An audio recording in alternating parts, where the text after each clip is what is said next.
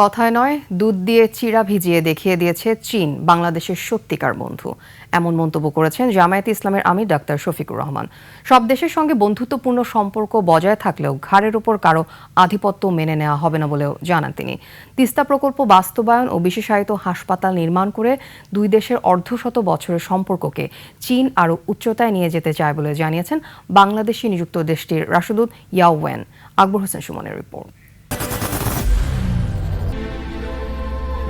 I am Ox. Mirpur 15 আসনের বাসিন্দাদের মধ্যে 1000 ব্যক্তিকে ঈদ উপহার হিসেবে ফুড প্যাক বিতরণ করেছে বাংলাদেশের অকৃত্রিম বন্ধু চীন। অনুষ্ঠানে এই সহযোগিতা অব্যাহত রাখার আশ্বাসের পাশাপাশি দুই দেশের সম্পর্ক উন্নয়নে তিস্তা ও হাসপাতাল প্রকল্প এগিয়ে নেবার কথা জানান চীনের রাষ্ট্রদূত।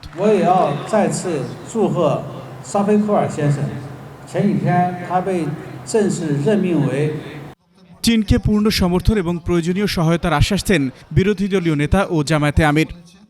আমরা এই প্রকল্পকে শুধু সাপোর্ট করব না, এই প্রকল্প বাস্তবায়নে যদি আমাদের কিছু করার থাকে সেটাও করব, কারণ আমরা দেশের কল্যাণ চাই, মানুষের কল্যাণ চাই। কথায় চিড়া ভিজাতে চান না, তারা দুধ দিয়ে চিড়া ভিজিয়ে দেখিয়েছেন চিড়া এইভাবে ভিজাতে হয়। আমরা আশা করব আমাদের অন্যান্য বন্ধু রাষ্ট্র এইভাবে এগিয়ে আসবে। নতুন করে কোনো দেশের আধিপত্যের বোঝা সহ্য করা হবে না বলে জানান আমিরে জামায়াত। আমরা সারা দুনিয়ার সমস্ত দেশের সাথে বন্ধুত্বপূর্ণ সম্পর্ক আমরা রক্ষা করতে চাই, কিন্তু একটা কথা খুবই পরিষ্কার, আমাদের ঘাড়ের উপর আমরা কারো আধিপত্য মেনে নেব না। অতিচার নেওয়া হয়েছে, এই বোঝা আমরা ফেলে দিয়েছি, এই বোঝা জাতি আর নিজের ঘাড়ে উঠাবে না।